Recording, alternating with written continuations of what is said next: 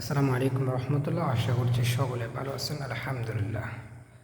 ভিডিওর টাইটেল থেকে অবশ্যই বুঝছেন কোন বিষয় আজকে আমাদের আলোচনার বিষয়। খৈরুকুম মান তাআল্লামাল কুরআনা ওয়া আল্লামা, অর্থ তোমাদের মধ্যে সর্বোত্তম ওই ব্যক্তি যে কোরআন মাজিদ শিক্ষা করে এবং শিক্ষা দেয়। তো আজকে সর্বপ্রথম আমাদের শিক্ষা হচ্ছে যে আমরা সর্বপ্রথম এই যে নুরানি কায়দাটা ওইটা নেব, ঠিক আছে। তারপরে সর্বপ্রথম আমরা যে বিষয়টা শিখবো সেটা হচ্ছে যে আরবি হরফ 29টি, মাখরাজ 17টি। ওটা নিষেধ।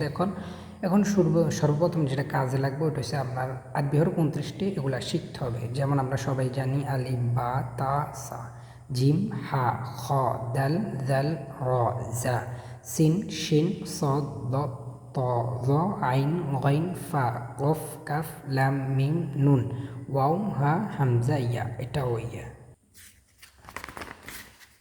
পরের পৃষ্ঠায় লেখা আছে 2 নম্বর সবক মোরাক্কাব। মোরাক্কাব মানে একসাথে যেটাকে লাগানো হয় ওইটাকে মোরাক্কাব বলা হয়।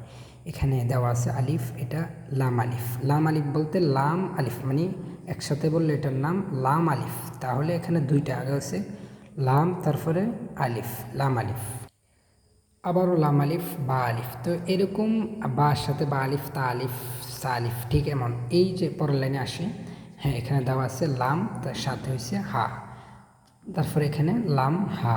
এখন হা দুই রকম, এটা বড় হা, এটা ছোট হা, ঠিক আছে। সামনে এখানে বা, লাম, বা একত্রিত। সর্বপ্রথম শিখতে হবে যে একত্রিত হরফগুলো আপনি বুঝতে হবে, কারণ শুরুতে আলিফ বাতায় যেভাবে আলিফ থাকে, বা থাকে, তা থাকে, ঠিক কোরআন শরীফে ওইভাবেই কিন্তু থাকে না।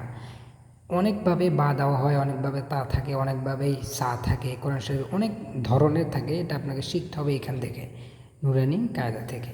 এখানে বা, লাম্বা, এখানে কাফ, এখানে কাফ, এখানে কাফ, বা মানে একসাথে দুইটা হরফ। এইটাও কাফ। তাহলে এই যে একটা কাফ, এই কাফ দুটোটা কিন্তু আলাদা। এটা একরকম, এটা একরকম, এইটা আর একরকম। এখানে 3 রকম কাফ দেওয়া আছে। তাহলে কাফ কিন্তু এই আলিফ বাতার মধ্যে একরকম দেওয়া আছে, বাকিগুলা নাই। এখানে 1 2 3 রকম। তাহলে এরকম প্রত্যেকটা হরফেই 3 4 রকম, 5 রকম, অনেকভাবেই হয়।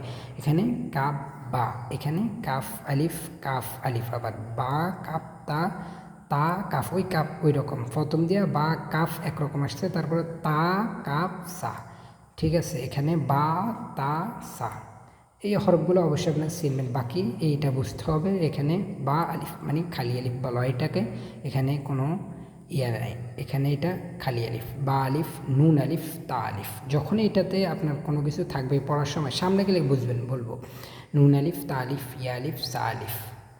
হ্যাঁ, আগে এখানে বুঝতে হবে, এখানে যে হরফগুলো আছে আগে চিনতে হবে। বা, নুন, নুন একরকম থাকে, এখানে আলিফ বাতায়, এখানে একরকম। তা, ইয়া, সা। তাহলে ইয়া আলিফ, সা আলিফ। এখানে পরের লাইনে বা, সিন, ইয়া, সিন, বা, সিন, ইয়া, সিন, নুন, সিন। এইভাবে এই পৃষ্ঠার মধ্যে আপনাকে দেওয়া আছে যে প্রত্যেকটা হরফ কীভাবে কোনটার সাথে মিলে কোনটা থাকে এটা শেখানো হয়। এটা আপনাকে শিখতে হবে। যেমন এখানে বা, মিম, এখানে নুন, মিম, তাম, এখানে নুন, ইয়া, তা, ইয়া। এভাবে আগে সর্বপ্রথম সহজগুলো আপনাকে মানে বোঝাচ্ছে যে আপনি কীভাবে পড়বেন। এখানে যে যেমন আছে সা, সা, লাম, দুইটা সা দেওয়া আছে, মানে এইভাবে প্রথমে এই পৃষ্ঠাগুলো শিখবেন। তারপরে এখানেও ঠিক একই রকম মানে যে হরফগুলো শুরু করবে ওই হরফগুলো আগে দাল, জাল, তারপরে এরকম দেওয়া। তারপরে এই 3য় নম্বর সবকে আসেন। 3য় নম্বর সবক, এখানে 3 নম্বর সবক মানে মুকাত্তাত, হরফে মুকাত্তাত বলা হয় এগুলাকে।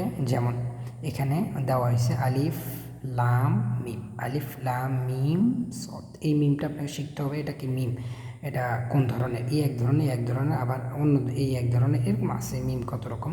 তো আলিফ, লাম, মিম, এখানে উচ্চারণ হবে আলিফ, লাম, মিম, এখানে আলিফ, লাম, মিম, সদ। এই উচ্চারণগুলো ঠিক একই রকম কোরআন শরীফভাবে এরকমভাবেই দেওয়া আছে। শুরুতে আলিফ, লাম, মিম, যালিকাল কিতাব, এই ঠিক এখানে উচ্চারণটা এখন দেখতে হবে আলিফ, লাম, মিম। আলিফের উপর কোনো কিছু নাই, যার উচ্চারণটা শুধু আলিফ হবে। লামের উচ্চারণ কেন লাম হবে, যেখানে মোটা চিহ্ন, এই যে উপরে চিহ্নটা আছে এটাকে বলা হয় মোটা চিহ্ন। এটা আপনাকে একটা কিতাব আছে, এই যে একটা কিতাব, এখান থেকে আপনাকে শিখতে হবে। কেউ যদি পারেন এই কিতাবটা নেবেন, 60-70 টাকা, নুরানি পদ্ধতি কোরআন শিক্ষা, এটা নুরানিতে শেখানো হয়।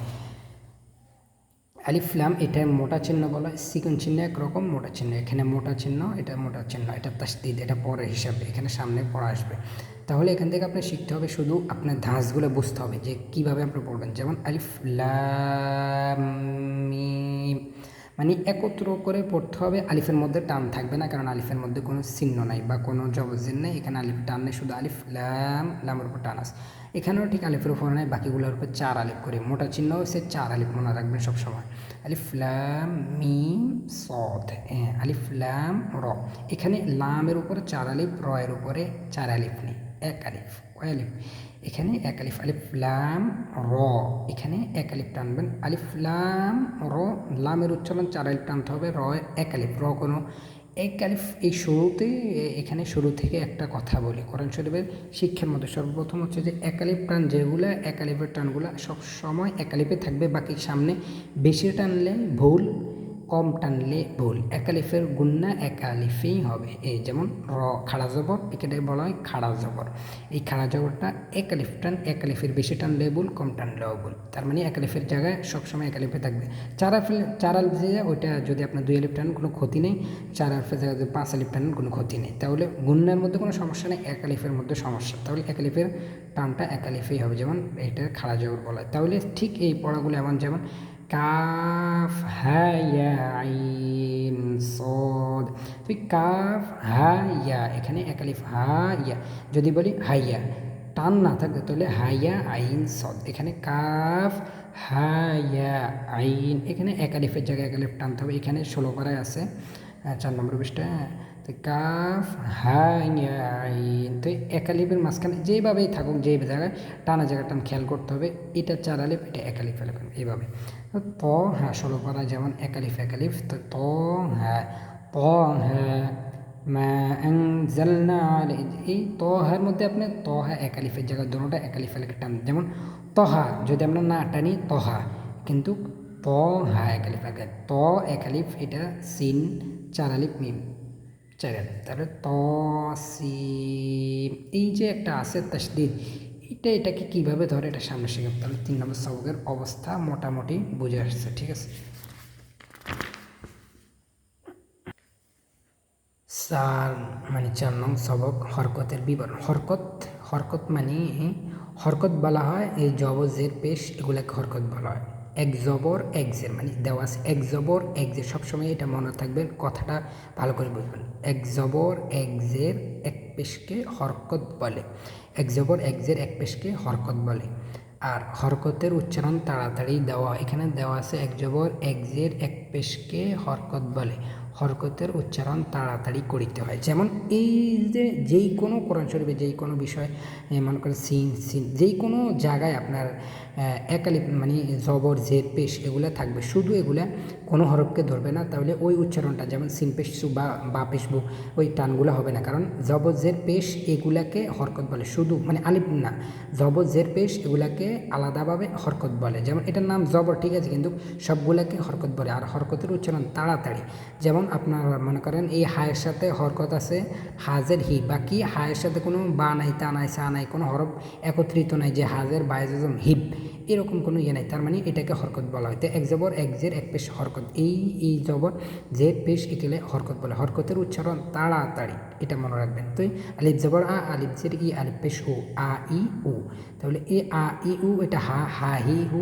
আইন আই ও, এটা হা বড় হা, হা হি হু গি হু, যেমন গি, যেমন গি এইভাবে টানা যাবে না। তাহলে 1 আলিফ এক জবর এক জের এক পেশ, এটারে এখানে এটা কোনো 1 আলিফ না, এখানে ওই বলে দিছে যে হরকতের উচ্চারণ তাড়াতাড়ি পড়িতে হয়।